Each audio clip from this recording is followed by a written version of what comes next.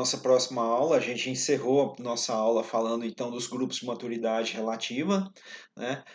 Então são questões então que influenciam no cultivo da soja, e aí então outras questões então estão relacionadas com as exigências edafoclimáticas. Então uma delas é radiação, a gente já tratou dela, vamos voltar a falar, mas dando sequência então ao nosso conteúdo, a gente tem a condição então EDAFO está relacionado então com as condições de solo, solo e clima, edafoclimática, solo e clima para o cultivo da soja. Então isso aqui já está bem batido, falar de solo para vocês, oitavo período, né? A gente falou bastante a respeito disso aqui no semestre passado, foi questão de prova. O que fazer para estimular o sistema radicular das plantas a crescer e ocupar o solo? Então, o ideal para cultivo das nossas culturas de grãos, que sejam solos profundos, bem drenados, estruturados, que forneçam, que armazenem água para as plantas, mas que tenham ar para oxigenar o sistema radicular e para o desenvolvimento, que tenha estrutura para armazenar ar, água e permitir essas raízes crescerem, ou seja, não pode ter compactação, certo?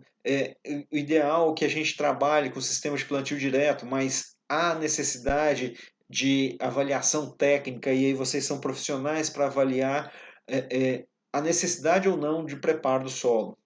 E aí a gente sempre faz aquela pergunta, né? Qual que é a necessidade? O que que te diz que o solo precisa ou não ser preparado? Praga, doença. Para mim, o que indica que o solo precisa ser preparado vem, primeiro, necessidade de correção do solo. pH do solo, cálcio, magnésio, nutrientes que precisam ser corrigidos. Calcário, então. E o outro motivo vem a ser, então, o compactação. Para mim, professor Inácio, o que fala que eu tenho que preparar o solo são esses dois motivos. Muita gente vem falar de praga, de doença. Aí tem que ser analisado. Há alguns sistemas de manejo aonde o preparo do solo, manejo de pragas e doenças, onde o preparo do solo pode ser um paliativo para diminuir essas pragas e doenças na cultura. Bom, então eu tenho a condição de subsuperfície, não posso ter o solo compactado. Eu tenho que ter uma condição de subsuperfície onde eu coloco gesso e que eu estimulo então esse crescimento do sistema radicular. Se a gente pegar lá o texto que eu mandei da revista Cultivar, aonde o pesquisador da Embrapa, ele relata, e eu fiz questão de marcar lá no texto, ele relata a necessidade então de construir um ambiente de crescimento para esse sistema radicular para o estabelecimento da cultura. E aí, então, a característica nossa região é relevo plano ou suave ondulado. Isso é fantástico, então, para mecanização. E aí é importante por isso essa imagem aqui, ó, de mecanização. A soja, então, é 100% mecanizada. Vamos lá. Com relação à radiação. Então, a gente já falou que a radiação é importantíssima. Primeiramente, porque a radiação induz o florescimento. Mas também a gente tem que lembrar que a planta ela depende de radiação de luz e de uma série de outros fatores para o seu crescimento, para acumular biomassa. Então, elongação da haste principal, ou seja, crescimento da haste principal e ramificações, crescimento da haste principal e ramificações, expansão da folha para maior captação de energia, maior produção de fotossíntese, maior acumulação pela planta. E aí então eu tenho um melhor pegamento, ou seja, o que é flor vira vagem que vira grão lá na frente. E aí influencia também, olha aqui, ó, FBN, fixação biológica do nitrogênio. A bactéria, as bactérias lá, o resóbio, está lá no sistema radicular associado, precisa de fotoassimilados. Então a radiação é importantíssima. E aí então a gente tem uma condição da posição da folha no campo que ela recebe maior ou menor quantidade de radiação. Então, quando eu tenho a folha perpendicular ao raio de luz, eu tenho então uma maior área de superfície recebendo energia, e aí eu tenho uma maior absorção da energia é, é, inserida lá da luz. E aí, então, a depender da adaptação da soja à latitude onde ela está sendo cultivada, ou seja, grupo de maturação adequado, eu vou ter então uma maior quantidade de folhas, obviamente então eu tenho uma maior fábrica. As folhas, vamos chamar as folhas agora de fábrica, elas são a fábrica dos fotoassimilados. Se eu tenho uma maior quantidade de folhas, então eu tenho uma maior quantidade de fotoassimilados sendo produzidos, ou seja, maior índice de área foliar. Esse índice de área foliar nada mais é do que a relação entre a área de folhas, quantidade de área foliar, em função da quantidade de área de solo. Ou seja, quanto mais a planta cresce e enfolha, maior vai ser esse índice. Bom, e então essas folhas elas são as responsáveis pela produção dos fotoassimilados através da fotossíntese. E aí então um comparativo da fisiologia das plantas C3, no caso soja, feijão, com as plantas C4, milho e cana, e aqui também as plantas as suculentas, as plantas CAN, metabolismo CAN de fotossintético. É claro que a gente não vai entrar nessa questão aqui das suculentas. Vamos ficar então C3 e C4. Olha só o porquê que a planta de milho produz aí 180, 200, 250 sacos de milho por hectare. Por causa da condição então de fotossíntese dela. Ela tem aqui, ó, taxa de crescimento da soja 1, do milho 4. Estômatos abertos e fechados, abertos durante o dia e fechados durante a noite, igual para C3 e C4. Eficiência no uso da água. Aqui é que está a chave, olha só. A planta C3 ela tem uma menor eficiência no uso da água, porém ela tem também uma menor demanda nesse uso dessa água, na água disponível, certo? Ah, com relação à taxa fotossintética, olha só. Enquanto a planta C3 produz 30 miligramas de CO2 por dia, por decímetro cúbico, decímetro quadrado por área de folha por hora, a cana dessa planta C4 ela produz 60. Então eu dobro em termos de taxa fotossintética quando compara C3 e C4. A temperatura ótima é entre 20 e 30 para soja, 20 e 30 graus, 30 e 45 para milho, cana de açúcar. Fotorrespiração, nós vamos pular o ponto de compensação.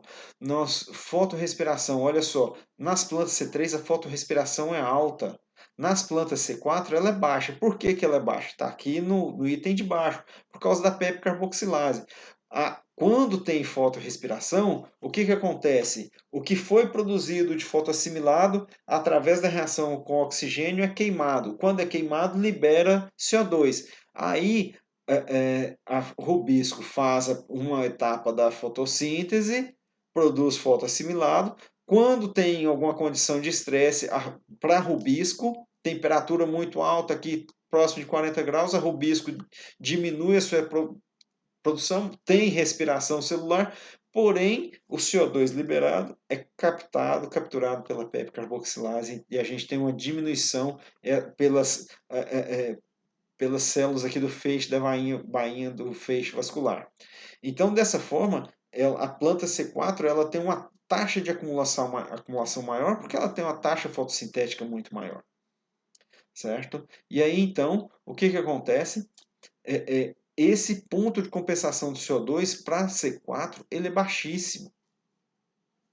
Certo? O ponto de compensação do CO2 para C3 ele é alto. Nesse ponto de compensação, a fotossíntese líquida ela é igual a zero, certo? Então, a planta, quando ela tem essa condição aqui, ela não produz fotossíntese, devido a quê? Principalmente à fotorrespiração, onde o fotoassimilado é queimado, liberando CO2. Bom, então, essa fotossíntese ela é dependente, extremamente dependente do fotoperíodo, da quantidade de radiação que chega, e aí ela tá dependente, não, ela é associada então com o fotoperíodo com a quantidade de radiação que chega. E essa quantidade de radiação que chega, ela vai influenciar no ciclo da cultura. Na videoaula anterior eu tinha feito uma pergunta e aqui através desse gráfico a gente tenta responder essa pergunta.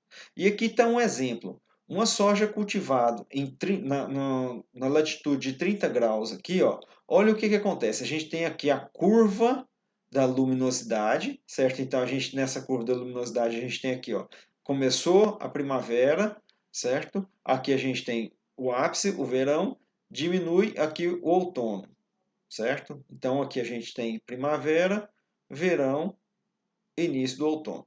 Então a soja é cultivada nesse intervalo aqui. O que acontece? À medida que o número de horas de luz está crescendo aqui, ó, nesse 30 graus de latitude, o que vai acontecer? À medida que a gente caminha para 21 de dezembro aqui, o número de horas de luz está crescendo até atingir um pico. Quando atinge nesse pico, olha só, eu tenho dois cultivares de soja semeados na mesma data em latitude 30 graus. Cultivar 1, fotoperíodo crítico de 13 horas e meia, mais precoce. Cultivar 2, fotoperíodo crítico de 13 horas, mais tardio. O que vai acontecer? Por que ele é mais precoce? Um é mais precoce, o outro é mais tardio. O mais precoce ele é mais sensível à variação do número de horas de luz. Quando chega, então, nesses 13,5, nas 13 horas e meia de luz, esse mais precoce, então, induz o florescimento. Certo? O outro é mais tardio, porque o que vai acontecer? Então, vamos lá. O pico de horas de luz aqui, ó, ele acontece com 14 horas de luz aqui em dezembro. Quando diminui, quando passa dezembro e começa janeiro aqui, diminui esse número de horas de luz. Quando chega aqui a 13,5, o cultivar 1 inicia o florescimento. O cultivar 2, como ele é menos sensível a essa variação, porque ele precisa de menos luz para induzir o florescimento, ele demora mais alguns dias para iniciar, então, induzir o florescimento. Bom, agora, quando eu pego o mesmo cultivar e cultivo ele em duas latitudes diferentes, olha só o que acontece. Eu peguei o mesmo cultivar de fotoperíodo crítico de 13 horas, semeado na mesma época, em duas latitudes diferentes. Então vamos lá. Na mesma época de semeadura, certo? O que aconteceu? A partir do momento que na latitude menor eu vou ter uma variação das horas de luz menor, ou seja, eu vou ter um pico menor, e rapidamente eu chego aqui ó, no fotoperíodo crítico da cultivar, ela entra, então, quando eu tenho latitude menor, ela floresce mais cedo, ela se torna mais precoce. Então, respondendo aquela pergunta que eu fiz, se eu pego uma variedade do Rio Grande do Sul e trago para cá, ela vai ser mais precoce. Eu vou pegar um grupo de maturidade relativa menor, ou seja, ele vai florescer mais rápido. Quando eu pego essa mesmo cultivar e levo lá para uma latitude maior, o que vai acontecer? Lá eu vou demorar mais tempo a chegar no fotoperíodo crítico dela, de 13 horas, por exemplo, e então ela vai florescer lá mais tardio. Então, o mesmo cultivar cultivado aqui e lá ele vai ser mais tardio. Se eu pegar um cultivar nosso daqui e levar para o Rio Grande do Sul, aí o que vai acontecer? Fica o questionamento para vocês, para a gente continuar a nossa conversa a respeito. Então, a luz é algo fundamental para a cultura da soja, primeiro porque é uma planta, porque necessita de radiação para a produção de fotoassimilados e tal. Segundo, porque além da questão de fotoassimilados, a produção de fotoassimilados, ela tem extremamente sensível à variação do número de horas de luz, fazendo a planta mudar de fase vegetativo para reprodutivo. Bom, continuando a falar a respeito então dos fatores climáticos, então a gente tem aqui duas situações totalmente inadequadas para a cultura da soja, né? Chuva em excesso, pancada de chuva, então chegou a afogar a planta aqui o suco de erosão e tudo mais. Mas vamos lá, com relação à umidade. Para germinação, de 50% a 85% da capacidade de campo, certo? Então, o que acontece? No início, a semente precisa de um pouco de umidade para embeber dessa umidade e para iniciar o processo germinativo, para ela estabelecer nessa fase inicial. À medida que ela se estabelece, que ela começa a crescer e desenvolver sistema radicular de parte aérea, aumenta a demanda de água no solo. E aí, então, a gente vai ter um aumento no consumo de água pela planta. Qual que é a fase que tem o maior consumo? Então, toda espécie, todo vegetal, a fase reprodutiva vai ser aquela de maior consumo. E aí, então, considerando então a necessidade de formação de grãos, a fase que corresponde lá ao R5, o R5 todo e R6, vai ser então o ápice de consumo de água pela planta de soja, que é quando a planta, então, nós iniciamos a videoaula passada falando a respeito, então, das fases fenológicas do R5, principalmente, a subdivisão do R5. No R5, então, a planta está formando grão. Então, ali, ela tem a maior demanda de fotossimilados, de água para transportar os fotossimilados, para fazer fotossíntese e transportar os fotossimilados para o grão, certo? E aí, então, no ciclo chega de o consumo pode variar de 450 a 800 milímetros aí utilizados. Com relação à temperatura, a gente mostrou já que a temperatura ideal para a cultura da soja está entre 20 e 30 graus, certo? A temperatura ideal do solo em torno de 25 graus, por isso o plantio convencional, principalmente em áreas arenosas, ele é complicado, porque o solo esquenta muito, passa de 40 graus no solo. Ainda mais na nossa região aqui, onde tem uns déficit hídrico aí violento, mês de outubro, época de início de semeadura, certo? O crescimento vegetativo pequeno ou nulo quando eu tenho temperatura abaixo de 10 graus Celsius, eu aumento a fotorrespiração aqui, eu tenho dificuldade, a planta tem dificuldade de produzir fotossíntese nessa temperatura, trava mesmo o crescimento dela, alonga o ciclo dela nessa condição. Temperaturas acima de 40 graus, eu tenho limitação no crescimento da planta pelos fotossimilados. Aqui está 40 graus, mas vocês podem considerar 35, viu? A partir de 35 graus Celsius, a rubisco, que é a enzima lá responsável lá na produção de fotossíntese, fotossimilados, ela já trava e já não consegue mais trabalhar e acumular. E aí a gente tem lá a relação de fotossíntese bruta, fotossíntese líquida, considerando então a respiração celular, e né, a 35 graus essa condição de fotossíntese líquida já está bem comprometida. E aí esse comprometimento vai causar o quê? Distúrbios na floração, menor capacidade de retenção de vagens. Então esse veranico que aconteceu aí na nossa região aqui do noroeste de Minas, parte de Goiás aí de falta de chuva agora em janeiro, pegou muita planta ou em fase de floração ou em fase de enchimento de vagens. As sojas precoces cultivadas aqui na Chapada, indo para Brasília, aqui, sofreram bastante aqui no enchimento das vagens. Né? As tardias sofreram, então, no que está descrito aqui, menor floração e retenção das vagens que estavam em formação. Porém, temperatura baixa também causa problema na floração. Então ela tem que ocorrer acima de 13 graus. E para a gente, 13 graus aqui é raro ocorrer no mês de cultivo. E aí então a gente tem diferenças na data de floração, induzidos primeiramente pelo fotoperíodo, certo?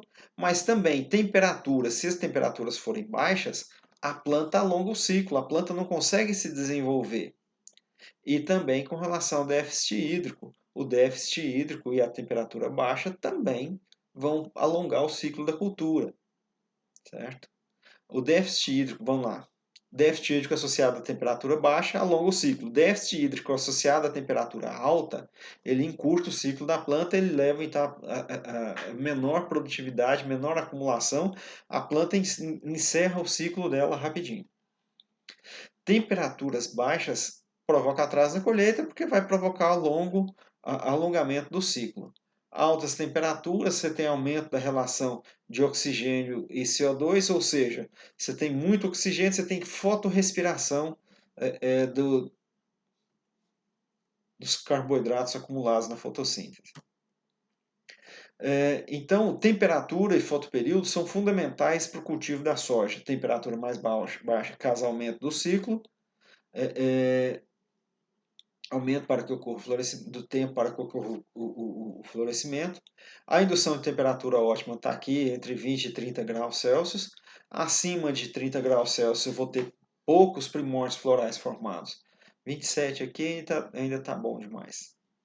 Pessoal, nós encerramos a nossa videoaula hoje, agora.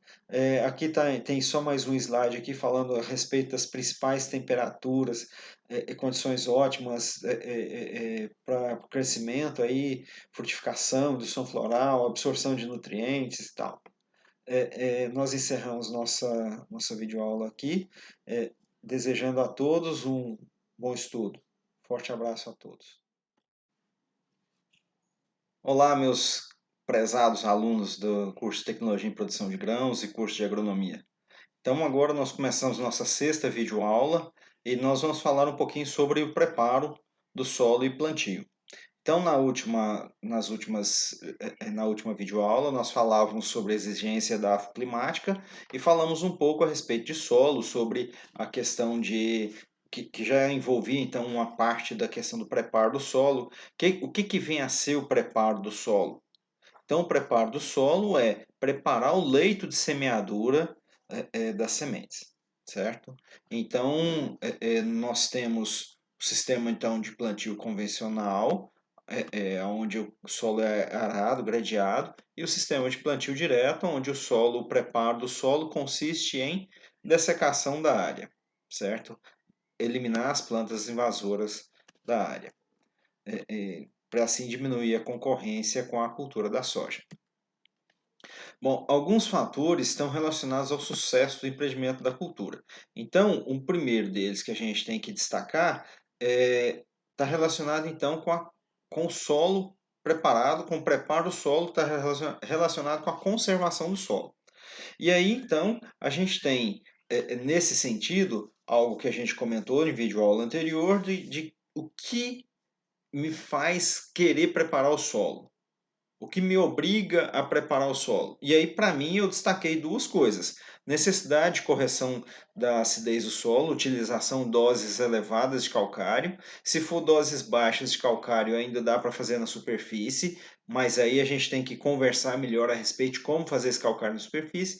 E ou uma outra condição é a condição de solo compactado. Então, toda vez que eu vou pensar então em preparar o solo, em cultivar a soja ou qualquer outra cultura, eu tenho que lembrar de conservação do solo. Por quê? Porque nós estamos aí com problemas ambientais, de aquecimento global, e tudo isso é cobrado da agricultura como se a agricultura fosse o principal responsável por essa condição ambiental. E aí nós temos também algo que a gente já falou, e aí sim nós somos responsáveis, que é a questão da contaminação ambiental, contaminação da água, do solo, com os pesticidas, com os agrotóxicos.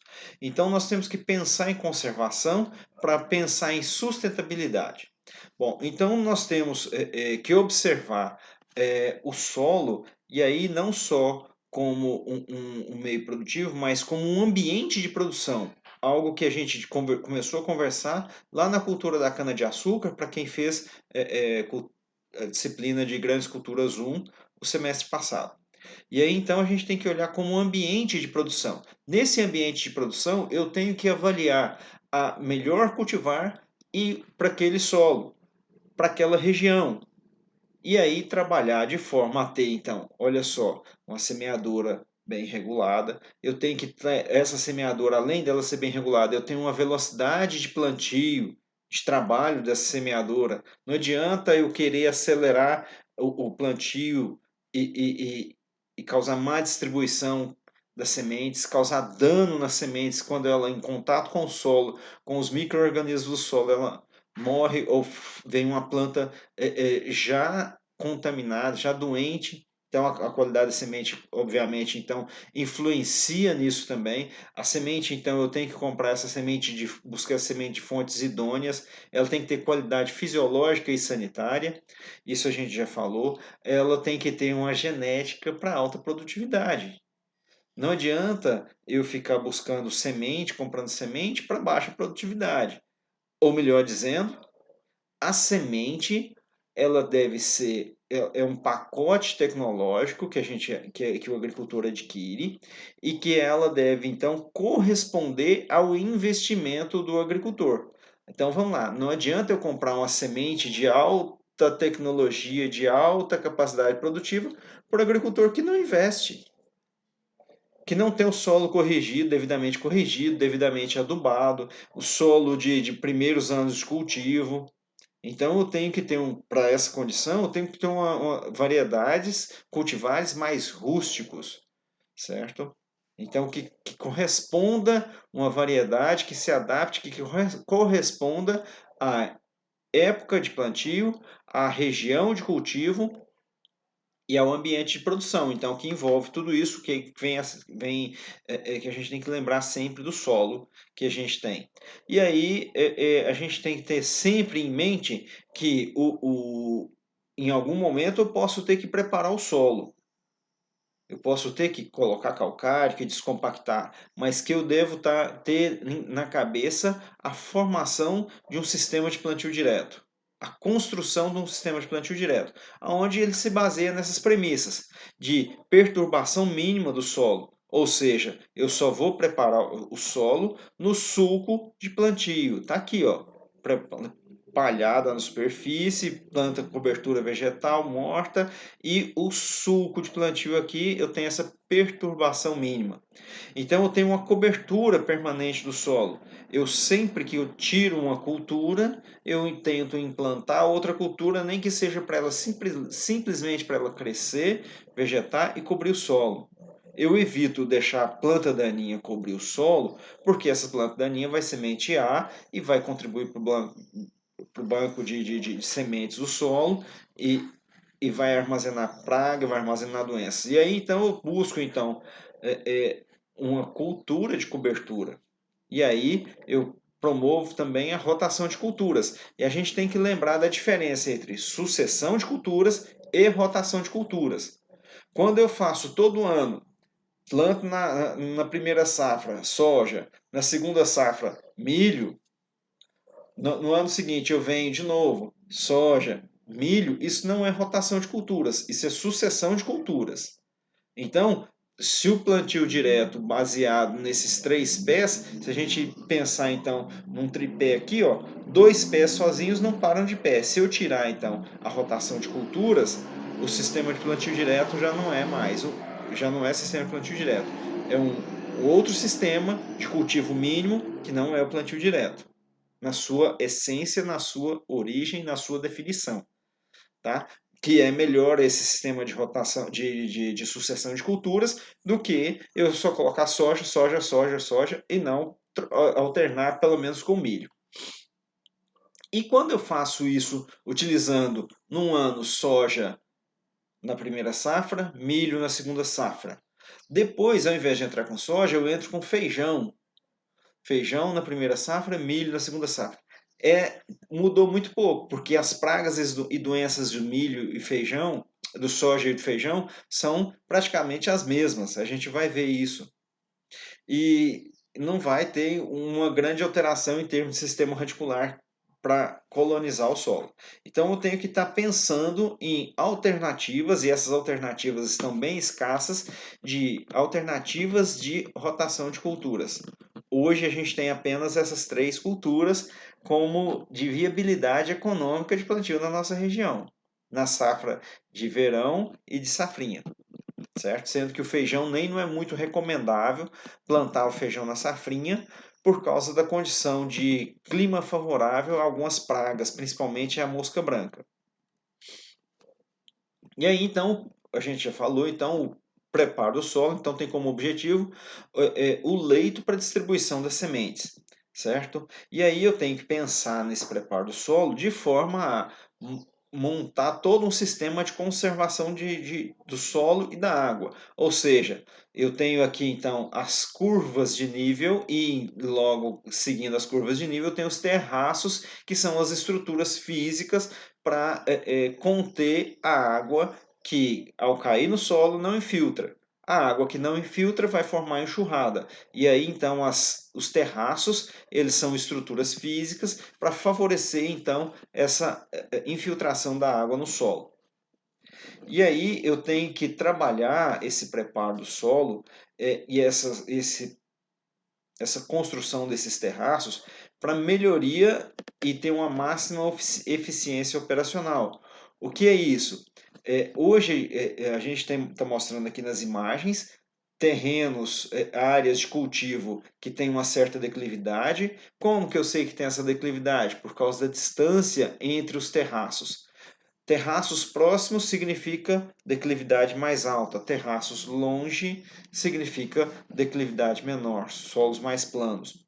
E aí então, quando eu tenho essa condição de terraços mais próximos, eu tenho que observar a questão da eficiência operacional do tráfego de máquinas de plantio, de pulverização e principalmente de colheita, que são mais limitados em termos de movimentação. E aí, então, dessa forma, esse preparo do solo, vou levar então em consideração aonde eu vou colocar a semente, a conservação do solo da água, a forma de mecanização desse solo. Tudo isso para contribuir para quê? Para a máxima produtividade agrícola e econômica. E dessa forma, conservando solo e água, diminuindo poluição ambiental, diminuindo, eu vou ter então uma condição de maior sustentabilidade. Essa é a palavra-chave aqui. Sustentabilidade. É isso que eu quero, é isso que eu tenho que buscar dentro de um processo de agricultura empresarial, aonde não é só a extração, não é uma agricultura extrativista só de coleta dos lucros ali. Eu tenho que investir nesse solo para ele continue produtivo por várias gerações.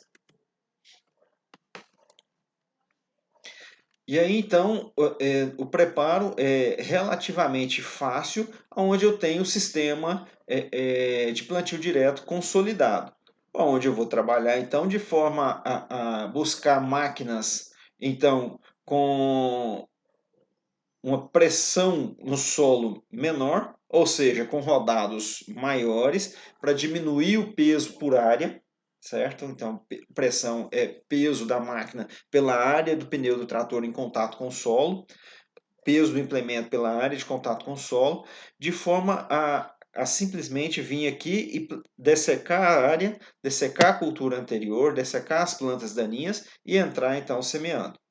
E aí a gente tem a condição de áreas novas ou de abertura, reforma de pastagens que muitas vezes, ou abandono da área de pastagem, transferência dessa área de pastagem para a cultura da soja, e as áreas degradadas. Então aqui tem uma imagem de uma soja plantada numa área degradada, com erosão aqui já virando suco, dá para ver direitinho as linhas de plantio, a camada compactada aqui, né? Então, uma área como essa, ela tem que ser preparada novamente, tem que ser terraceada, e aí eu tenho que trabalhar de forma a colocar culturas que formam biomassa na superfície do solo, mas que formam biomassa também abaixo da superfície do solo.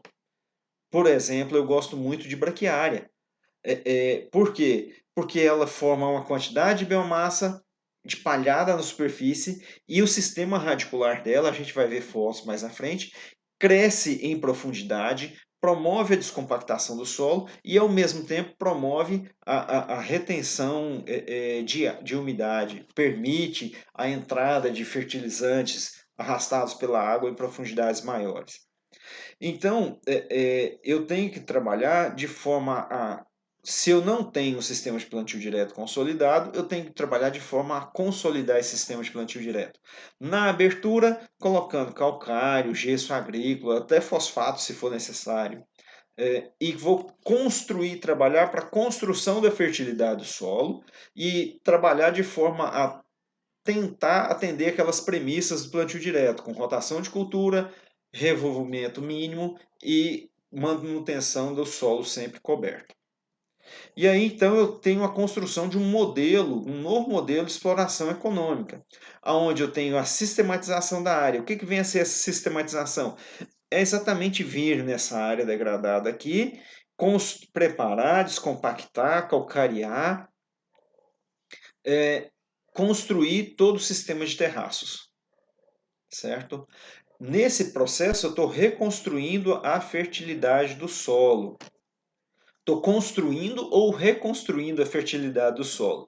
E aí, então, eu parto agora para o sistema de plantio direto, nesse modelo agora de exploração econômica, aonde eu levo em consideração as premissas do plantio direto. E aí, independente se a área é bem manejada, área nova de abertura ou área degradada, eu tenho que ter planejamento para fazer isso aí. Então, um exemplo de uma área, de uma propriedade como essa, não adianta eu chegar na propriedade e querer mudar a cabeça do agricultor para ele fazer tudo isso na propriedade como um todo. Então, eu tenho que ir passo a passo e mostrar para ele as vantagens e desvantagens de se criar esse processo, essa nova forma de exploração agrícola. Então, eu tenho que construir um planejamento, e nesse planejamento eu tenho que levar toda a questão ambiental à tona, com separação das áreas de produção, APP, reserva legal, determinar o que é cada uma, isolar essas áreas de APP e reserva legal, usar aquilo que é permitido por lei e identificar os ambientes de produção. Aí agora sim, eu vou ver, dividir a propriedade em talhões, certo? Esses talhões, então, eu vou fazer análise de solo, não só análise de solo, mas eu vou tentar classificar esse solo, avaliar onde tem solos mais rasos, solos mais profundos, solos onde eu tenho problema de alagamento, de encharcamento, e determinar assim as melhores áreas para o cultivo e aquelas que são possíveis de ser cultivadas a depender do sistema, do manejo. Então, vou criar um mapeamento da fertilidade do solo e vou buscar ter agora um histórico da produção das culturas e dos talhões, em cada talhão. Em cada talhão, para quê? Para eu fazer a rotação de culturas, para eu identificar aonde são os pontos fracos de cada talhão, para tentar corrigir esses pontos fracos, aonde eu tenho manchas de determinadas plantas daninhas de difícil controle, aonde eu tenho manchas de determinadas doenças de solo, por exemplo, e tentar não difundir essas doenças pela propriedade. Então, o planejamento ele é parte fundamental nesse processo de construção desse, é, é, é, desse novo modelo de exploração econômica, certo? E implantação aí de um sistema mais conservacionista possível. De toda forma, eu tenho áreas novas que precisam ser desmatadas, e aí então aqui a gente tem em primeiro lugar aqui um crime ambiental, né? Fogo, não tem necessidade de colocar fogo, é um serviço que pode ganhar tempo na hora do preparo do solo, mas o impacto ambiental depois vai te cobrar isso aí. Então eu tenho primeiramente então o preparo do solo, limpeza da área, esse implemento aqui, a intenção disso aqui é para arrancar raízes do solo, certo? Para fazer a limpeza do terreno, nivelamento do solo, tirar então os sulcos de erosão, trilhas de gado, cupinzeiros e outros obstáculos, para vir preparar o solo, calcarear adequadamente e construir então os terraços no solo, na área.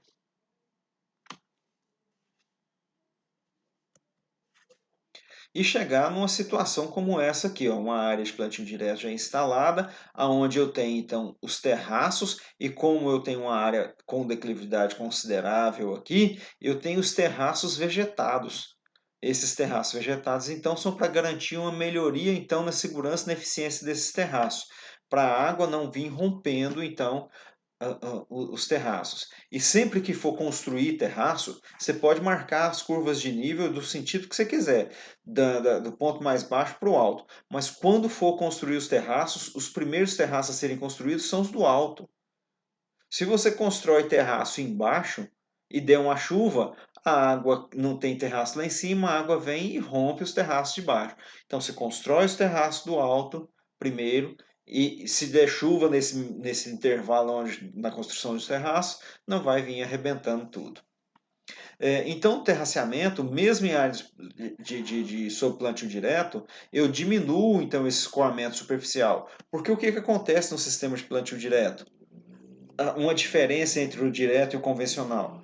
No sistema convencional, eu tenho uma tendência de que a 15, 20 centímetros de profundidade, eu promovo aqui embaixo uma camada de compactação, camada dura, porque a grade passa por cima e essa camada superior aqui, ela fica bastante aerada. Contudo, a camada logo abaixo, onde a grade faz mais esforço, é a camada abaixo e ela fica compactada. No sistema de plantio direto, como eu não tenho preparo do solo, essa compactação ela ocorre na superfície do solo, por causa do tráfego de máquinas, por causa de todo o manejo do solo. E aí então eu tenho uma dificuldade inicial aqui de infiltração da água no solo, principalmente quando eu não sigo aquela questão então da rotação de culturas adequadamente, mas mesmo seguindo eu vou ter um adensamento maior na camada superficial. Para eu favorecer então a infiltração de água no solo, eu construo então os terraços. Mesmo o sistema de plantio direto, eu preciso ter esses terraços. Com o aumento ou maior, como que eu vou dizer, como as máquinas hoje estão cada dia maiores para aumentar então a eficiência de trabalho, muitos agricultores têm optado por retirar parte dos terraços. Essa retirada de parte dos terraços eu posso colocar em risco esse processo de impedir a formação de erosão. E aí, então, solos com boa capacidade de água, de infiltração de água, então, esse terraço, ele vai ser, então, eu vou poder colocar esses terraços numa distância maior, porque, então, havendo boa infiltração de água, não vai ter formação de enxurrada. Porém, declividade inferior a 6%, olha só, terraços base larga, em nível ou em desnível. Então, o que acontece? Uma das alternativas para não retirar o terraço é fazer o terraço com base mais larga, de forma a permitir então que essas máquinas maiores trafeguem sem dificuldade. Agora, quando eu tenho terraço aqui com declividade em solos com declividade de 6 a 12%, eu tenho que colocar aqui, ó, terraços podem ser de base larga em desníveis para canais vegetados. Ou seja, aqui a gente tem o terraço vegetado. Eu posso ter esse terraço de base larga e nas margens aqui, ó, eu vou construir canais vegetados, aonde à medida que a água cai no solo, ela acumula no terraço, ela desloca aqui dentro do terraço e vai para o canal. Então são maneiras de manejar o solo a impedir que forme erosão. Bom, e tem que tomar muito cuidado para não, nesse terraço vegetado, não criar aí uma grota, uma vossoroca que vai ser pior. Mas, de qualquer forma, uma das questões de plantio de soja que se recomenda é que se use, então, a botinha ou a haste escarificadora. Na próxima videoaula, a gente vai mostrar mais sobre plantio e a gente vai mostrar esse sistema. O que acontece? Quando vai plantar, normalmente não se sobrepõe um risco de plantio sobre o outro. É necessário, então, que se promova então, o cruzamento dessas linhas de plantio, de forma que, num ano, plantou num sentido, no outro ano dá uma mudada nesse lado. Para quê? Porque essa haste escarificadora vai promover a descompactação superficial. E essa descompactação superficial, juntamente com a rotação de culturas, com a manutenção da palhada na superfície, com diferentes tipos de culturas sendo cultivadas, exemplo, milho, soja, depois o milho na safrinha e na entrelinha do milho braquiária para ficar no período de entre-safra, no período de inverno. Essas três culturas, cada um tem um sistema radicular diferente, cresce em profundidades diferentes, promove descompactação diferente, auxilia na infiltração de água no solo. E aí diferentes culturas promovem diferentes culturas e sistemas de cultivo promovem diferentes capacidades de infiltração de água nos solos. E aí então a gente tem aqui no gráfico uma curva mostrando, olha só, a capacidade de infiltração de água no solo. Em todo solo, no início, quando ele está seco, a infiltração ela é muito rápida. Depois ela tende a diminuir essa capacidade de infiltração, chegando então a um ponto de estabilização. Quando eu tenho aqui solos onde eu tenho plantio direto, plantio convencional, plantio direto mínimo, direto e convencional. O que acontece? O cultivo mínimo aqui tem favorecido uma maior infiltração de água no solo, porque olha só, ela tem pontos mais altos aqui e ela estabilizou aqui com a quantidade mais alta, segundo esse trabalho aqui. O plantio convencional 9, 8 e 11 aqui, eles estão então em menor capacidade de infiltração de água no solo. Eu tenho uma infiltração grande na camada superficial, mas essa água não passa para a camada subsuperficial, acontecendo como nessa imagem que a gente mostrou. Não, não foi aqui. Nessa imagem aqui. O que acontece aqui? A gente pode observar que não tem palhado na superfície, então isso aqui é plantio convencional. E quando cultivo aqui, formou aqui o pé de grade, e quando vem a chuva, não infiltra água na camada subsuperficial, e a água acumula e forma então o sulco nas posições mais baixas aqui, formando erosão. Então, eu tenho que trabalhar de forma a aumentar essa capacidade de infiltração de água no solo, certo? E aí, então, tudo isso que a gente falou, de rotação de culturas, de palhado na superfície, de alinhamento do plantio, como o cruzamento entre o plantio de um ano, as linhas de plantio de um ano e de outro ano. Isso vai favorecer, então, a infiltração de água no solo. Então, quando eu tenho aqui, comparação de três cultivos diferentes, plantio direto, eucalipto e pastagem. A gente tem aqui que no eucalipto, como não tem movimentação de máquinas, como não tem tráfego de máquinas de animais, aí eu tenho uma maior capacidade de filtração de água no solo, velocidade de filtração de água no solo, do que a pastagem e do que o sistema de plantio direto. Na pastagem, o que acontece? Como o capim, a forragem está ali crescendo constantemente, as raízes elas promovem essa melhoria da infiltração. No sistema de plantio direto, eu tenho tráfego de máquinas e eu tenho todo ano a colheita, tratos culturais e plantio que promove então essa diminuição na capacidade de infiltração. Quando eu tenho agora, então, comparando dentro do sistema de plantio direto, a sequência, né? Soja, milho, soja e soja, milho, braquiária, soja. Olha só o que acontece. Eu aumento a capacidade de infiltração do solo quando a velocidade de infiltração quando eu coloco o braquiária no sistema. Então aqui eu comparando soja, primeira safra, milho, safrinha. Aqui soja, primeira safra, milho, safrinha, mais braquiária nesse milho safrinha, depois soja de novo. Eu aumento a velocidade de infiltração, certo? Aqui a mesma questão. E aí então são dois solos diferentes.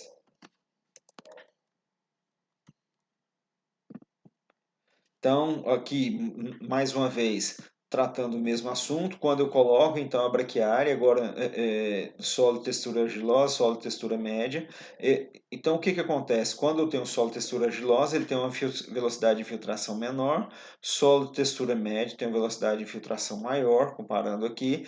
Quando eu coloco a braquiária, mais uma vez o resultado mostrando maior infiltração de água quando tem braquiária no sistema. De novo, né, aqui o que está avaliando em termos de profundidade é 30 centímetros de profundidade. Tá. Aqui na superfície, então, quando eu avalio esse sistema, né, aqui, então, os 3 slides, nesse primeiro slide, então, avaliando a superfície, na superfície, avaliação superficial, quando eu tenho braquiária, olha quanto a infiltração é maior. Então, solo argiloso, solo textura média. Quando eu tenho braquiária, infiltração muito grande no solo textura média. Quando eu venho aqui, ó, 15 centímetros de profundidade, eu tenho ainda o solo textura média destacando e tenho nos dois sistemas a braquiária se destacando aí como maior velocidade de infiltração de água. E aí, a 30 centímetros, eu tenho novamente maior quantidade de água infiltrando no solo quando eu tenho, então, a braquiária. Certo? Pessoal, então nós encerramos nossa videoaula aqui. Daqui a pouco vai outra. Um forte abraço, bons estudos a todos. Olá a todos. Então, damos início à sequência da aula sobre preparo do solo. Na aula passada, a gente falava sobre, principalmente sobre a questão de infiltração de água no solo, o efeito, então, do sistema de plantio direto, principalmente quando a gente coloca a braquiária no sistema, aumenta a infiltração de água. Daqui a pouco a gente vai voltar a falar a respeito, mas vamos falar agora um pouquinho de preparo convencional do solo. Então a gente tem desde as máquinas pequenas aqui, como esse microtrator com esse arado aqui, até uma máquina grande, considerada grande aqui, que demanda um implemento que demanda uma grande quantidade de energia aqui, que é esse arado de aivecas reversível. Então o que acontece? O preparo do solo ele pode ser dividido em primário, secundário, primário e secundário. E aí a gente tem que pensar então quais são os objetivos do preparo do solo. Para que eu preparo o solo?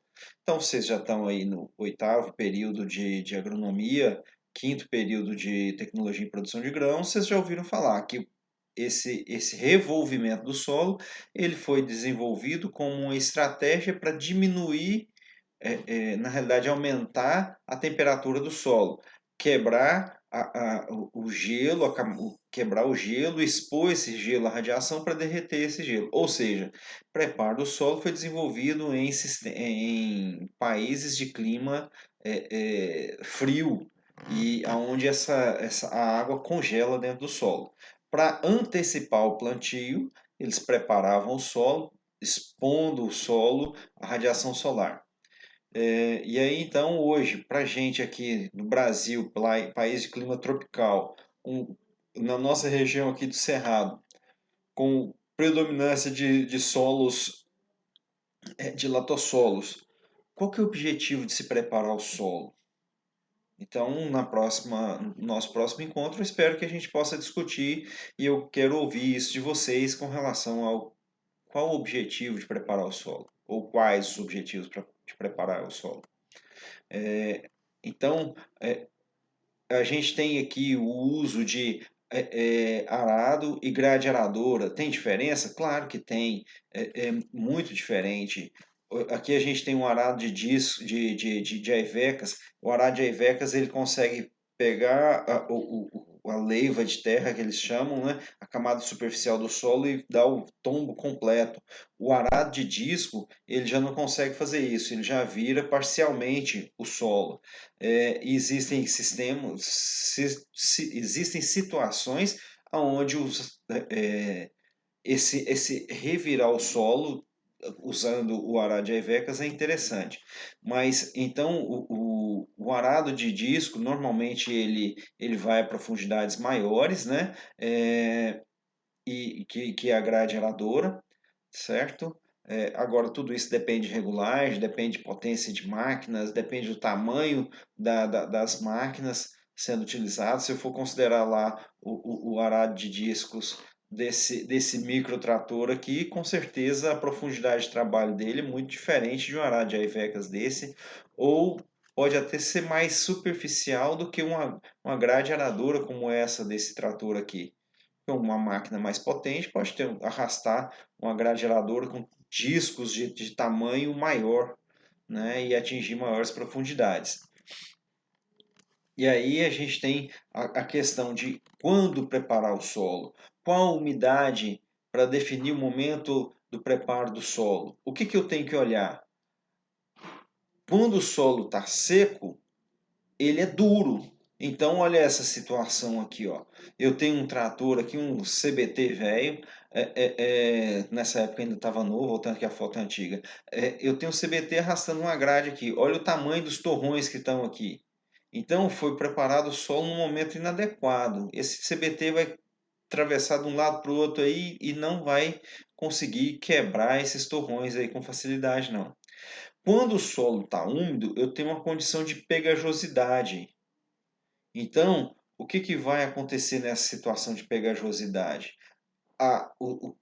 Os implementos eles vão ficar entupidos de lama, de barro, enquanto o trator ele chega a patinar em função desse implemento que ele, quando ele ainda não entupiu de barro, que ele entra dentro do solo, o trator chega a patinar, principalmente esses tratores de tração nas rodas traseiras menores. Um trator como esse já não teria esse problema de patinar. Tanto é filipado aqui, né, pneus duplos dianteiro e traseiro, quanto tração nas quatro rodas. Bom, e aí então a condição ideal de preparo do solo é quando o solo se encontra no estado de friabilidade. O que vem a ser essa friabilidade? Será que se eu pegar um torrão desse aqui, que esse trator, esse CVT está gradeando aqui, e apertar ele entre dois dedos, será que eles se quebram? Então, o estado de friabilidade é exatamente isso. É quando o solo está mais macio. Ele tem umidade, mas ele não prega. Eu consigo pegar os torrões, mesmo os mais duros, e apertar entre os dedos. Se ele tiver umidade, ele vai quebrar. Esse é o estado de friabilidade. A máquina, o implemento, até gruda alguma terra nele, mas ele consegue trabalhar. É nessa friabilidade, então, que está o momento mais adequado de preparo do solo, certo? E aí, preparar o solo antes de qualquer. Se eu vou entrar com grade arado, ou arado na área, então eu tenho que previamente fazer a correção do solo. Eu já falei isso aqui, falo novamente. Para mim, justifica preparar o solo quando o solo está compactado ou quando tem que fazer a aplicação de calcário, ou os dois, calcário e descompactação. E aí, então, tem essa recomendação aqui.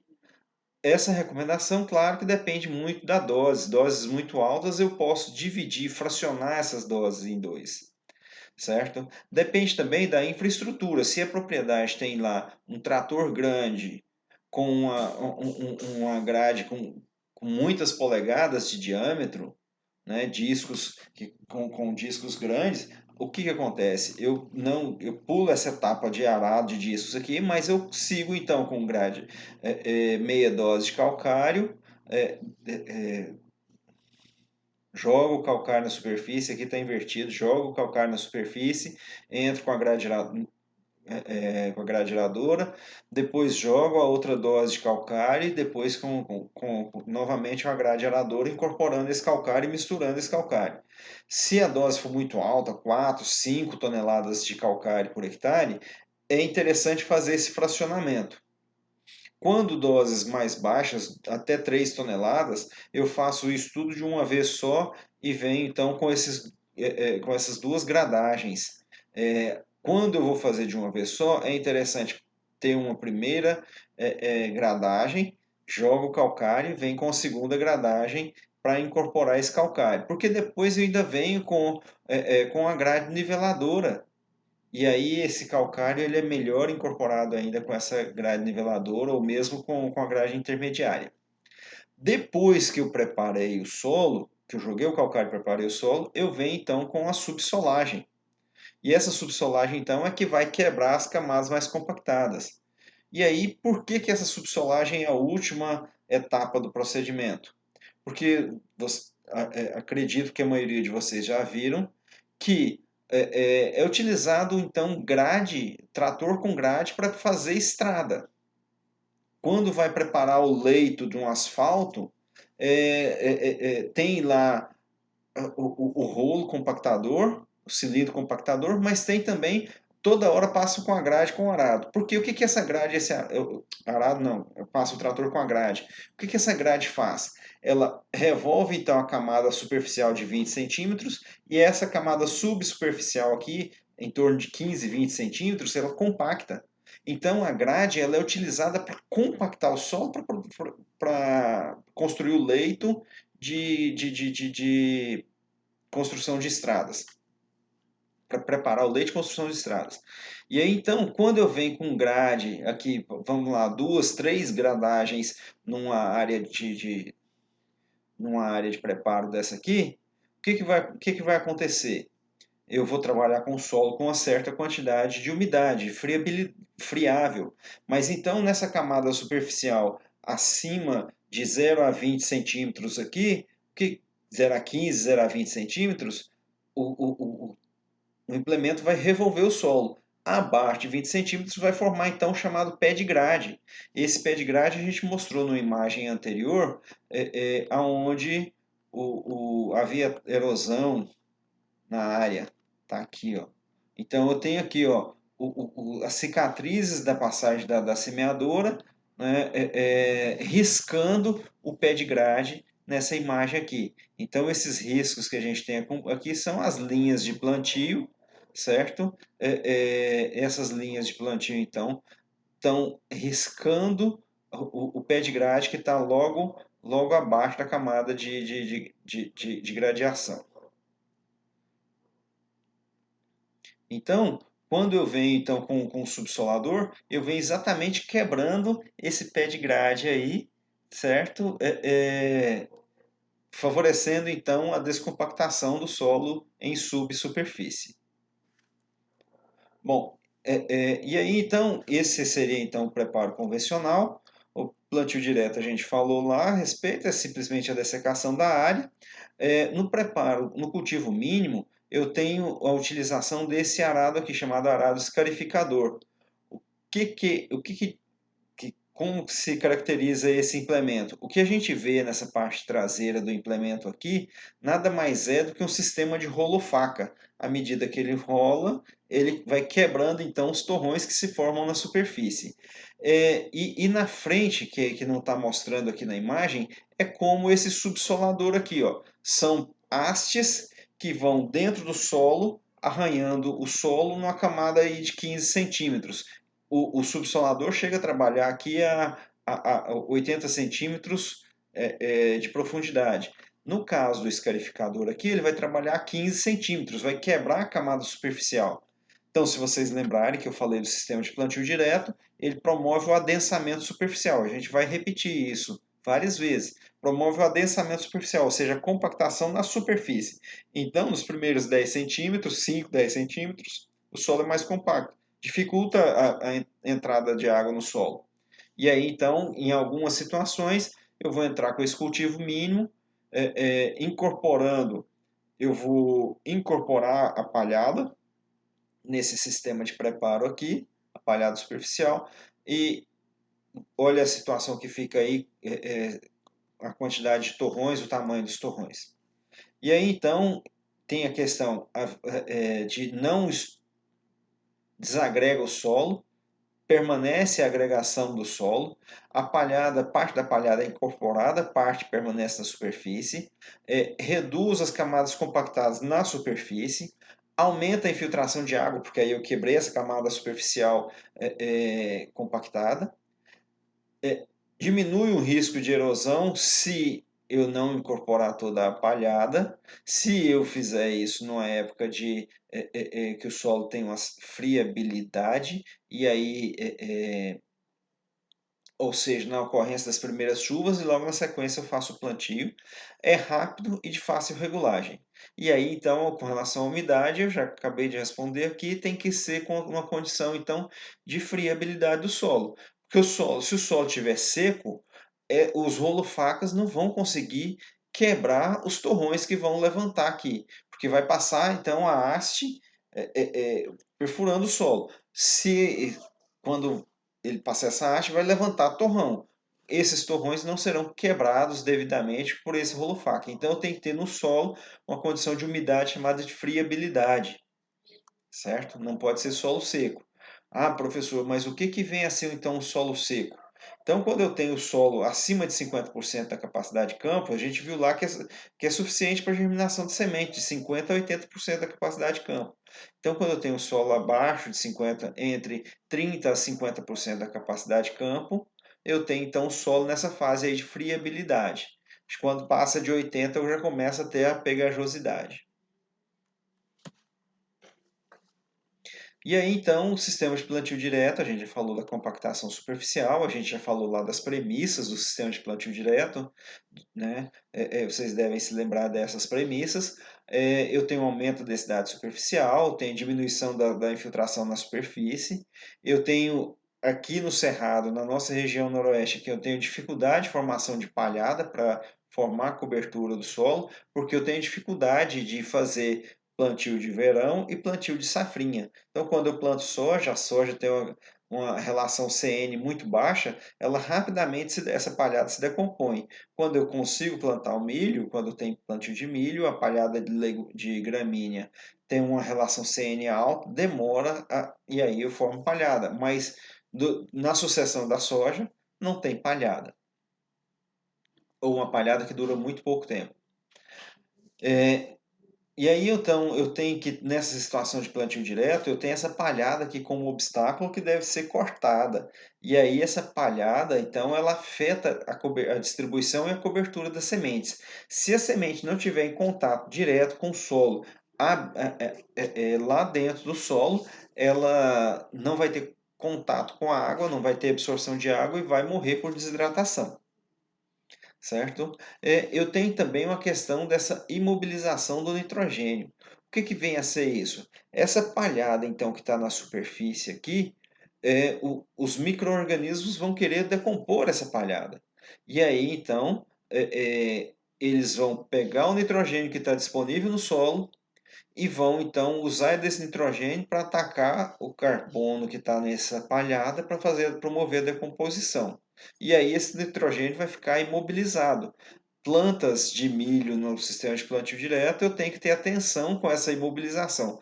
Plantas de soja nem tanto, porque eu tenho a questão da inoculação que garante para ele, para a planta, o fornecimento de nitrogênio. E aí, no sistema de plantio direto, eu tenho esse fator aqui, ó, a dependência do glifosato. Nós já falamos, então, a respeito da contaminação que a gente tem com o glifosato, ainda mais com o advento das plantas transgênicas.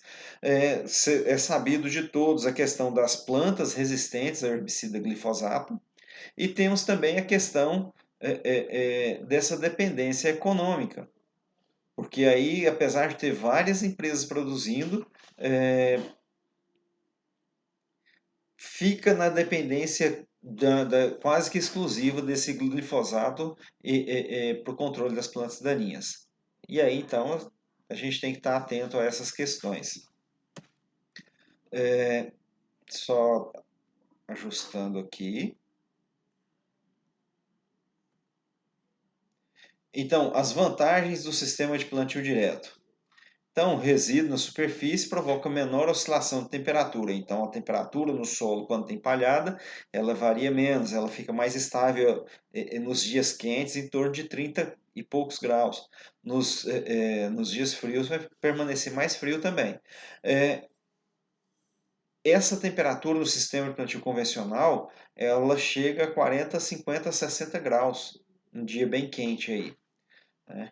eu tenho maior disponibilidade de água, uma vez que essa palhada na superfície torna-se barreira física, tanto para a perda de água do solo para a atmosfera, quanto para a germinação, olha só, de sementes de plantas daninhas. Eu melhoro a eficiência do controle de plantas daninhas. Eu tenho efeito alelopático da palhada sobre algumas plantas daninhas. Eu tenho economia de tempo, olha só, janela de plantio que nós falávamos outro dia. O que acontece? Com a questão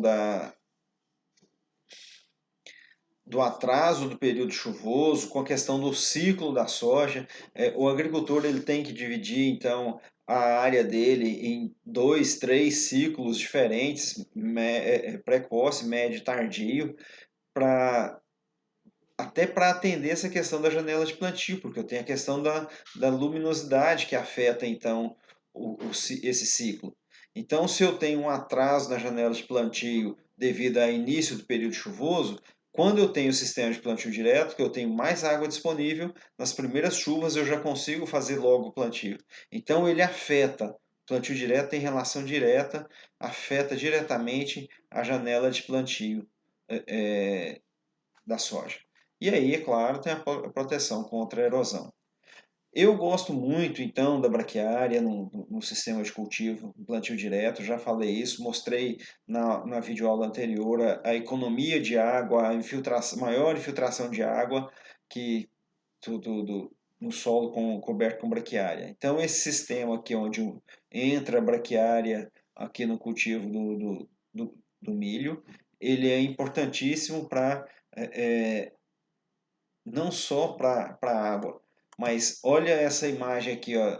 Claro que essa braquiária não é cultivada só de um ano após não é essa braquiária de safrinha cultivada junto com o milho de safrinha. Ela ficou mais tempo aqui crescendo. E olha a profundidade que ela chega aqui nesse latossolo. Então aqui tá 3, quase 4 metros de profundidade. E isso é importantíssimo porque olha só a cabeleira de raiz que tem aqui. E a gente pode enumerar alguns benefícios dessa raiz aí, ó. Essa raiz aí ela está fixando carbono dentro do solo, mitigando ou diminuindo a questão do efeito do aquecimento global, que é a emissão de CO2 para a atmosfera. Ele está fixando esse CO2 dentro do solo na forma de raiz aqui. Ó. Quando essa raiz morre, fica o canalículo dessa raiz aqui, que permite a entrada, por exemplo, de calcário jogado na superfície. Esse calcário ele percorre essa região das raízes e vai para camadas mais profundas.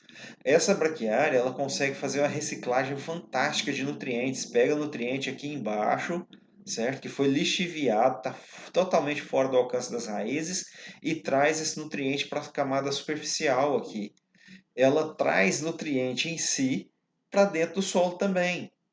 É super interessante isso aqui. Então, favorece a infiltração de água, estruturação, fixação de CO2 no solo, reciclagem de nutrientes e um monte de outras vantagens aí dessa braquiária. Para mim, é só vantagem.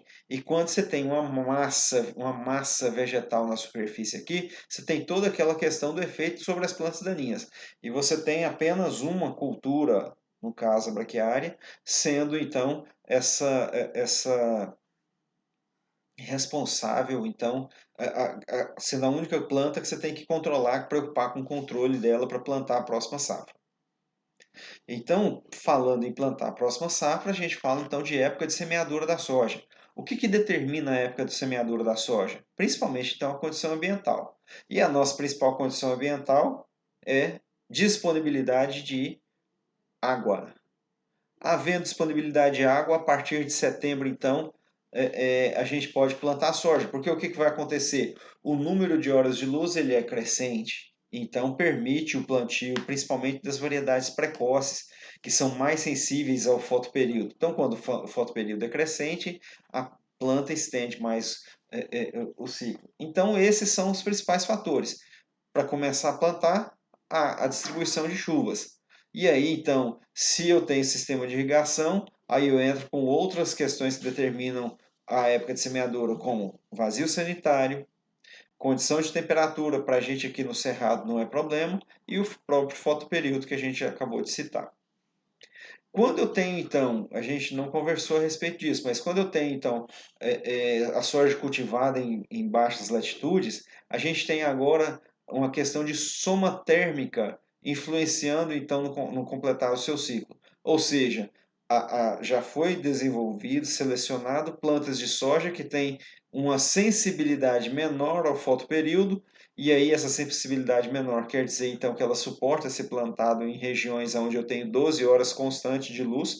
Então quando a gente sobe aqui daqui do norte de Minas, noroeste de Minas para Tocantins, Pará, Maranhão, eu estou muito próximo da linha do Equador e lá eu tenho uma variação mínima das horas de luz durante o ano. Então o fotoperíodo lá é quase constante, bem próximo de 12 horas.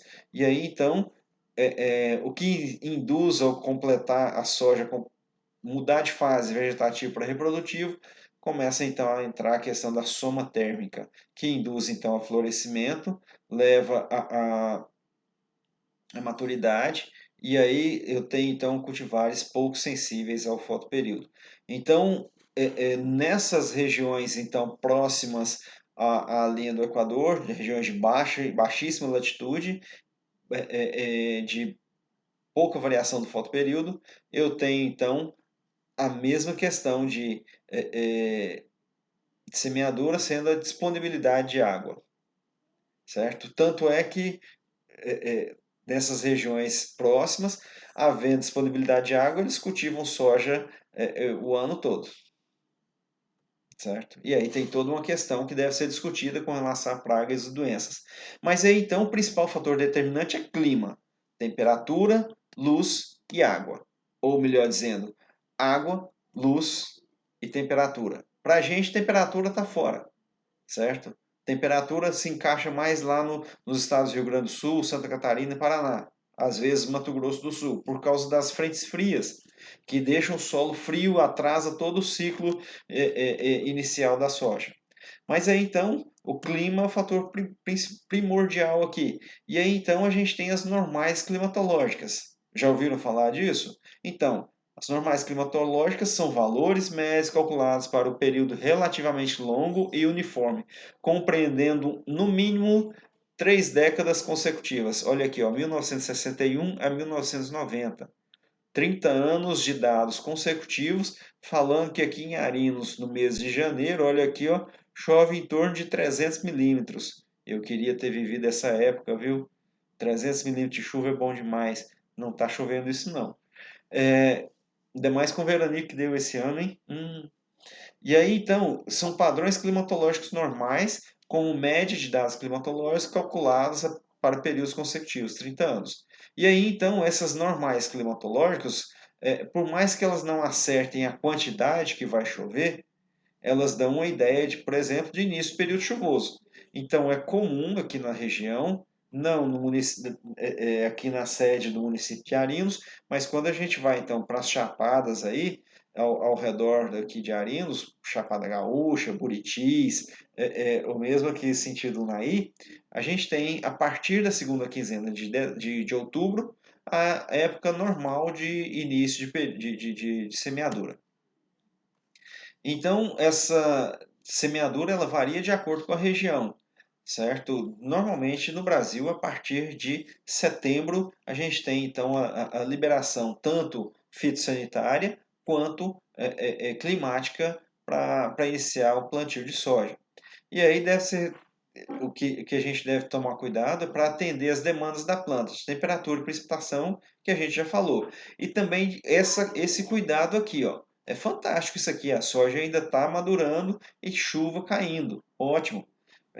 Mas o que acontece? A maturação fisiológica e amadurecimento da planta coincidir com diminuição de chuvas e temperaturas mais amenas.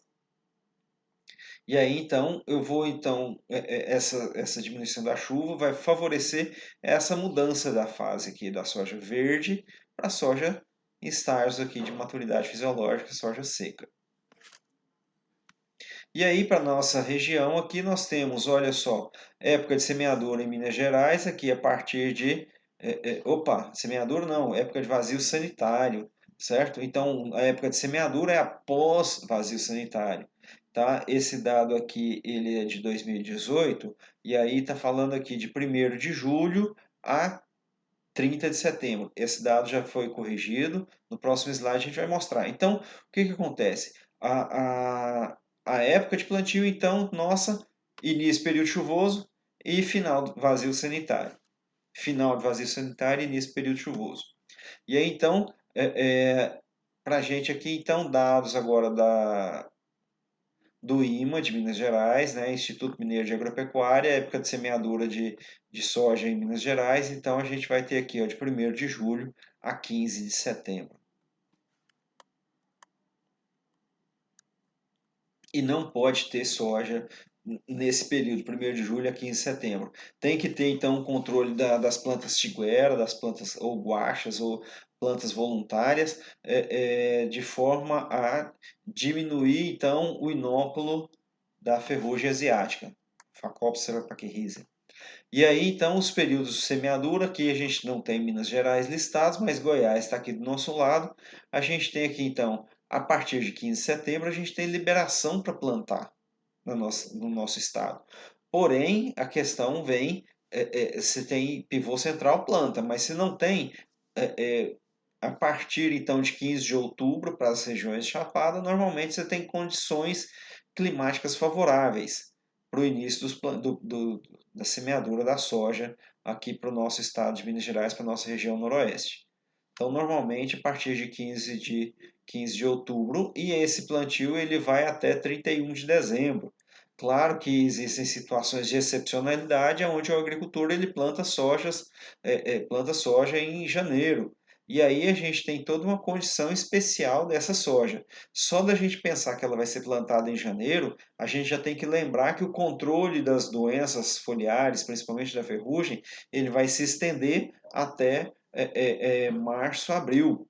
Então, eu vou ter um número, quando eu planto mais, quanto mais tardio eu planto, eu tenho a tendência de aumentar o número de aplicações de produtos para controlar as doenças foliares. Prezados, já estamos chegando passamos os 30 minutos de videoaula. Eu vou encerrar aqui e na sequência a gente continua falando a respeito da semeadura da soja. Bons estudos a todos. Estamos de volta. Então, eu fracionei a aula porque eu não gosto de aulas com meia hora ou mais. Essa já foi muito extensa.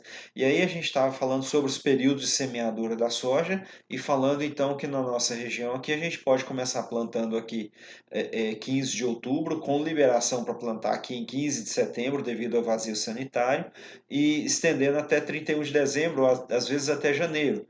Não tem uma legislação proibindo plantar soja em janeiro, mas o agricultor e o técnico, o responsável técnico pela área, tem que ter a consciência da quantidade de pulverizações que ele vai ter que fazer para controlar as doenças foliares, percevejos, etc. Porque o que vai acontecer? Percevejos, no caso, eles vão migrar das lavouras que vão amadurecendo para as lavouras mais novas. Então, eu vou ter uma infestação de migração. No caso da ferrugem, eu vou ter um potencial, essa soja plantada mais tardiamente, eu vou ter um potencial de inóculo maior na região. E aí, então, eu vou ter que fazer pulverizações, maior número de pulverizações.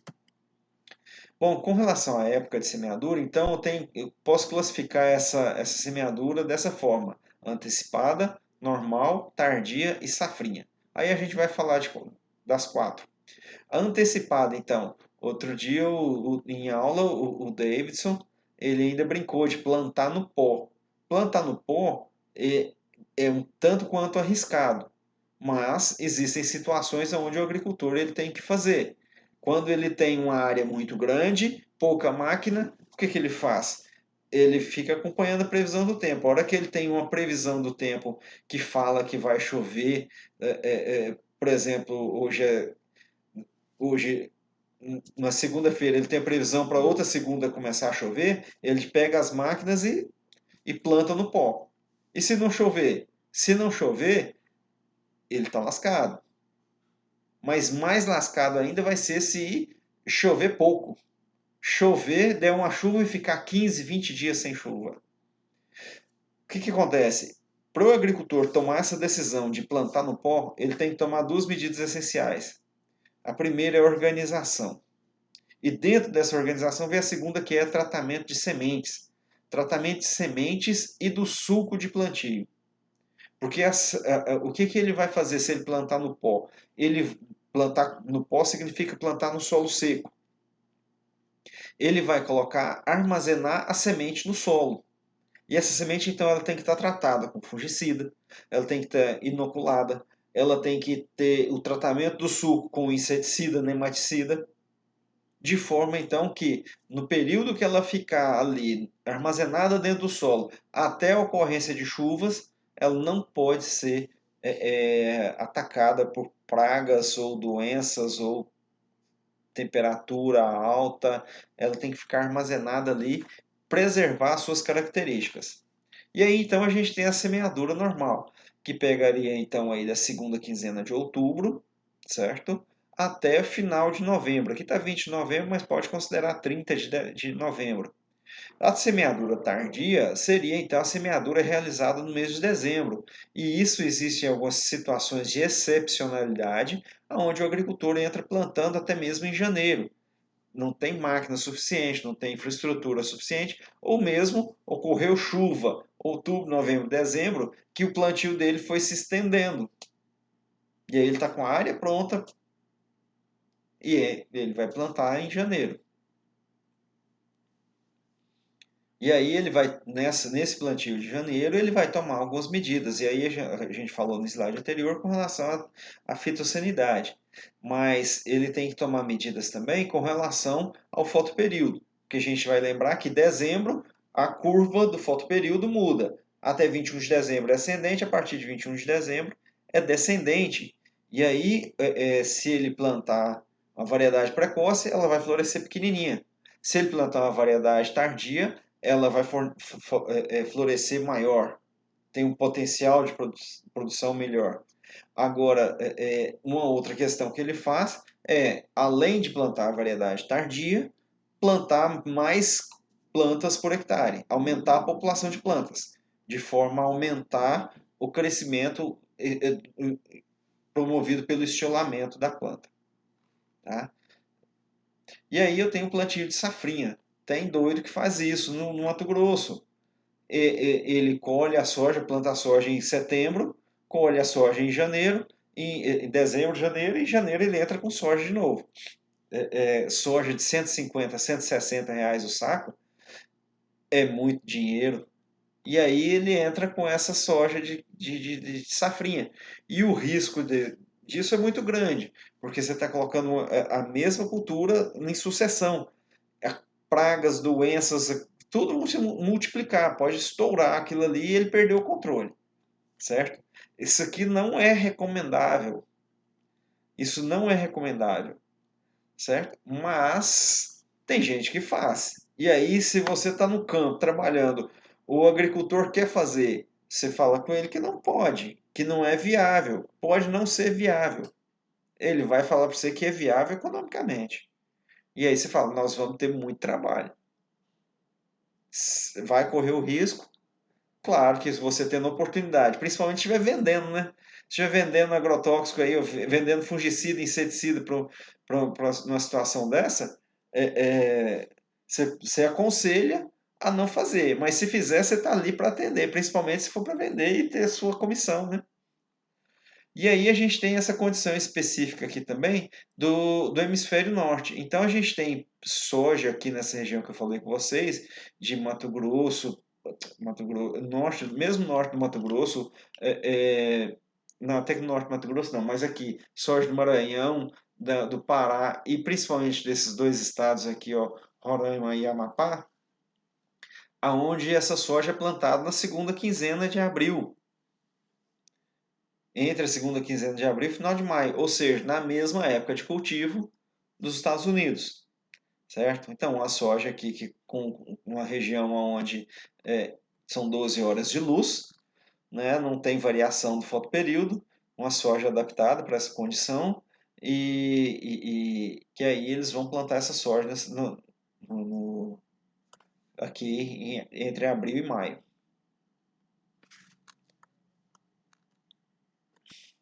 Então, a época normal de semeadura, então, a partir da segunda quinzena de outubro até final de novembro. E aí a gente tem, então, nessa condição aí, a ocorrência de chuvas, né? Que é o que permite, então, estar fazendo esse plantio. E aí, então, tem que observar a questão da adaptação da cultivar à região. Essa adaptação da cultivar à região vai garantir, então, o máximo potencial produtivo, que é isso que todo mundo quer. Produzir o máximo com o menor custo e ter o maior lucro. Tá? Agora, quando eu tenho plantio fora de época, que a gente colocou lá dezembro, ou mesmo em janeiro, eu vou ter então uma altura de planta, questão do fotoperíodo que a gente já viu, que a planta tende a diminuir. Inserção da primeira vagem. Então, quando a máquina vem colher, essa altura de inserção aqui, ó, da primeira vagem até o solo, ela é fundamental. E no passado, no início do cultivo de soja no cerrado, essa altura era muito baixa e quando vinha com a máquina colhendo, cortava muito grão de soja.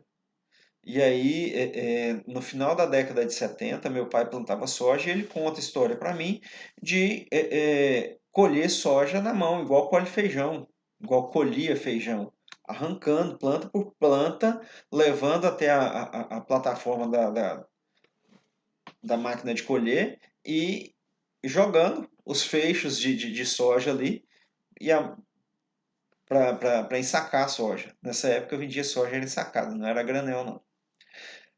Número de ramificações da haste principal. Então, tenho aqui a haste principal, né? A haste principal, e eu tenho as ramificações aqui, ó. Quando eu planto quando eu faço a semeadura mais tardia, o que vai acontecer? Eu vou diminuir tanto o crescimento da haste principal aqui, quanto o crescimento lateral da planta. Então, o que eu falei? Quando planta em janeiro, aumenta a população de plantas. Para quê? Para forçar a planta a crescer em altura e para compensar essa perda de crescimento de lateral aqui, de ramificação lateral. Tá? E aí o que vai acontecer também? Plantando tarde, eu vou afetar diretamente os componentes de produção. Número de vagens por planta, uma vez que a planta vai ser menor. Vou afetar o número de sementes por planta, uma vez que vai produzir menos vagem. E vou afetar também, pode afetar também o peso de 1.000 sementes, a depender da época de semeadura. Bom, e a semeadura antecipada? O que justifica fazer essa semeadura antecipada? Principalmente essa questão de máquinas, de infraestrutura de máquina para fazer o plantio. Não tem infraestrutura de máquinas, tem que monitorar bem o clima para aproveitar a janela de plantio. Vocês lembram que eu falei da janela de plantio? A janela de plantio, então, de 15 de outubro a 31 de dezembro. Essa é a janela de plantio. Mas e se não chover? Começa a entrar novembro e não tem chuva ainda, não tem uma umidade no solo que justifica uma estabilidade de chuva ou umidade no solo que justifica plantar. Muitos agricultores arriscam, então, fazem essa semeadura antecipada. E aí, então, as primeiras cultivares a ser plantadas são as precoces e semi-precoces. Tá? E aí essas plantas são normalmente de tipo de crescimento determinado, né? Com essa falta de chuva na semeadura aqui, mas ele planta, faz o tratamento de semente, tratamento do sulco, e aí então ele vai colher com chuva. Sabe disso, mas colhe com chuva, leva para o secador no secador então ele entrega a soja, corrige a umidade para 12%. E aí tem também a questão da irrigação que favorece então esse cultivo. Bom, aí eu tenho então a questão da semeadura tardia, que eu tenho que usar então planta de período juvenil longo, planta de ciclo tardio, tá? Grupo de maturação médio ou tardio. E nessa condição aqui a gente já comentou, a gente aumenta o número de sementes por hectare, o número de plantas por hectare, para forçar mais o crescimento da planta, né? Na safrinha, então, a gente já comentou também, a gente vai ter então problema com as pragas e com as doenças. E aí essas pragas, essas doenças vão aumentar então a sua possibilidade de trabalho, né, e de renda, mas é um cultivo mais arriscado, com mais necessidade de pulverizações. Bom, e aí então esse tratamento de sementes, como que deve ser feito, né? O tratamento de sementes, o que que é isso? É a aplicação de substâncias químicas para proteger ou melhorar o desempenho agronômico da germinação, emergência e desenvolvimento inicial. Então, o veneno agrotóxico que põe aqui nessa semente de soja aqui, ele deve ser suficiente para proteger a semente na sua fase de germinação, emergência e estabelecimento inicial. Então ele tem que ter um efeito residual. E aí então são utilizados, olha só, fungicidas de contato e sistêmicos, inseticidas, é, é, principalmente pulverizados no solo, mas também na semente, nematicidas pulverizados no solo, nutrientes minerais que a gente falou numa videoaula aí, eu falei o exemplo que eu vivenciei de um produto da microquímica, que era à base de nutrientes minerais, e tem também os bioestimuladores. A gente conversou já aqui não, não conversamos não. Mas então existem as bactérias Rhizóbio, que fazem então nodulação na soja, captação de nitrogênio, e existem também o azospirilo. No material que eu enviei para vocês, o pesquisador da Embrapa, lá da revista Cultivar, o pesquisador da Embrapa, ele fala a respeito do azospirilo, estimulando a planta de soja. Então, são bioestimuladores, não só o tratamento com bradyrhizóbio, mas também com azospirilo. São tecnologias que vão se aperfeiçoando e o agricultor vai se utilizando, então, para aumentar a produção e produtividade. E aí, então, tem fungicidas de contato sistêmico. De contato, então, é por fora da semente. Qualquer esporo ou fungo que esteja por fora da semente, ele tem ação. E aí, quando eu falo por fora da semente, tem aqui, ó, comunidade do solo, que é importantíssimo. A semente está protegida dessa comunidade que já habita o solo. E tem também o fungicida sistêmico, que vai combater então a infecção. Quando faz o tratamento de semente, o fungicida ficou por fora. O fungo já está lá dentro da semente. Quando essa semente então absorve água, aí sim ela absorve junto o fungicida, que vai controlar essa infecção. E aí, então, tem uma série de fungos que estão aqui presentes na comunidade do solo, Rhizoctonia solane, Pythium sp, Fusarium sp, e aí eu tenho as que estão presentes na semente. Não são só esses não, viu? Tem vários outros, mas esses são os principais. Cercospora kikuchi, Cercospora sorgine, Fusarium semitectum, Phomopsis, Coledotricum truncatum, e temos também o mofo branco, Sclerotinia sclerotiorum, que são fungos que são transmitidos via semente. Tá? E aí, então, eu tenho um exemplo aqui ó, da Rhizoctonia solane.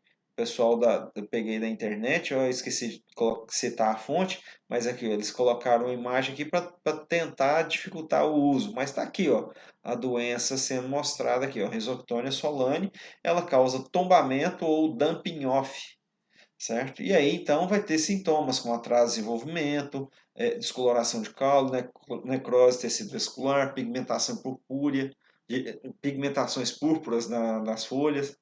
E aí vai infectar tanto raiz, caule e folhas da planta, tá? Principalmente através de feridas. E aí, através de feridas, no próximo slide, nós vamos lembrar lá da aplicação do potássio.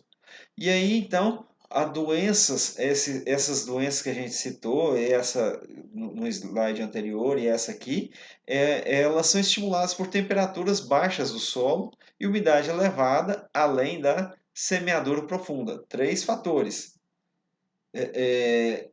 temperatura baixa, umidade elevada e semeadura profunda. Esses três fatores, eles vão dificultar a germinação e estabelecimento da plântula. E aí, então, o que eu puder fazer para aumentar a velocidade de estabelecimento da planta é melhor. Por exemplo, a planta está bem rasinho. É interessante quando eu tenho umidade disponível. Estou trabalhando no pivô central, 2, 3 centímetros de profundidade. Tem água para irrigar. Quando eu estou trabalhando em sequeiro, onde eu tenho que, por exemplo, uma previsão de chuva, tem umidade do solo, mas a previsão de chuva está mais distante, eu planto a 5 centímetros, esperando que ela vai ter umidade para germinar, estabelecer e sistema radicular para crescer, vai ter que crescer em profundidade para buscar umidade. Lembrando também que nessa fase inicial, a plântula ela tem um gasto, uma necessidade de água menor do que a planta adulta na fase reprodutiva. Bom, então, para lembrar aqui, ó, o uso de cloreto de potássio, ele provoca lesões no sistema radicular das culturas. Está aqui um exemplo do milho, antigo já aqui, ó, 2002, tá? Então, doses de potássio aqui provocando diminuição no crescimento do sistema radicular das plantas de milho. Tem esse mesmo efeito em algodão, em soja, em feijão, em milho, nas nossas culturas anuais principalmente. E aí esse potássio, ele não só causa diminuição no crescimento do sistema radicular, como ele causa lesões, ferimentos, que vão ser as feridas que vão servir de porta de entrada para muitos fungos oportunistas do solo que se tornam pragas, doenças aí importantes aqui no caso aqui da soja.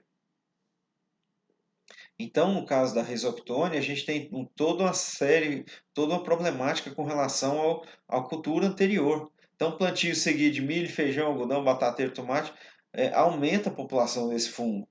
Infectam raízes das plantas, especialmente através de feridas. O desenvolvimento da planta, desenvolvimento da doença estimulado a temperatura do solo, baixa umidade. Semeadura profunda também vai provocar, deixar a planta mais disposta, mais suscetível ao ataque da doença. E aí, então, eu tenho outras doenças que causam, olha aí, o Pythium, que causa um tombamento, dumping off, certo? Então, são doenças que causam a morte das plântulas. Eu tenho doenças que vão ser oportunistas, que vão aproveitar essas fissuras, esses machucados no sistema radicular e entrar na planta, colonizar a planta. E aí eu tenho aqui, ó, as folhas carijó, causada então aqui pelo fusário, que coloniza os tecidos da planta aqui, olha, tudo vermelhinho aqui, ó. Então o fusário colonizando e o sintoma que a gente vê na folha, dessa folha carijó. E aí tem aqui uma lista grande de produtos fungicidas, né? Tanto de contato quanto sistêmicos. E aí eu tenho sempre aqui, ó, primeiro nome, ingrediente ativo, segundo nome, produto comercial, certo? Então, três aqui que são fungicidas de contato, aqui eu tenho vários fungicidas, misturas de sistêmicos com contato, olha aqui, ó, Tiran, carbendazim. Tiran está aqui, ó, fungicida de contato. Carbendazim, então, é sistêmico, mais o Tiran. Forma esse produto comercial. Então, os primeiros nomes aqui, ingrediente ativo. Os últimos nomes, produto comercial. Então, fludioxinil mais metalaxil, Maxin XL, da Singenta. Difeconazole, Spectrum, o produto comercial Spectrum. E aí a gente tem aqui outros produtos também, mistura de sistêmico mais de contato, fungicida mais inseticida, olha aqui, ó, Standard Top, que é dois fungicidas e um inseticida, o fipronil. Então são vários produtos que a gente pode estar utilizando nesse tratamento de semente. E aí, então, eu tenho tratamento de semente com inseticidas. E aí, os principais alvos desses inseticidas estão listados aqui, ó. Os corós, cupim, lagarta, mosca branca, nematóide, larva, alfinete. E alguns produtos utilizados, abamectina, tal. Então, estão aqui os produtos. Da mesma forma, a abamectina não está no produto comercial aqui, porque a gente tem muitos produtos comerciais com o nome Abamex, Abamectina Nortox. E aí então tem aqui, ó, ingrediente ativo, novamente, dois ingredientes ativos formando o produto comercial aqui. Aqui, três ingredientes ativos formando produto comercial aqui. Ingrediente ativo, produto comercial. Bom, e aí então a gente tem aqui, ó, o tratamento com cruiser e o efeito sobre, comparando cruiser 200, 300 ml com o Standac 200 ml e a testemunha. E aí o coró causando dano então aqui na cultura da soja, certo? Quando eu tenho aqui a dose de 300 ml, eu tenho menor quantidade de insetos afetando a planta de soja.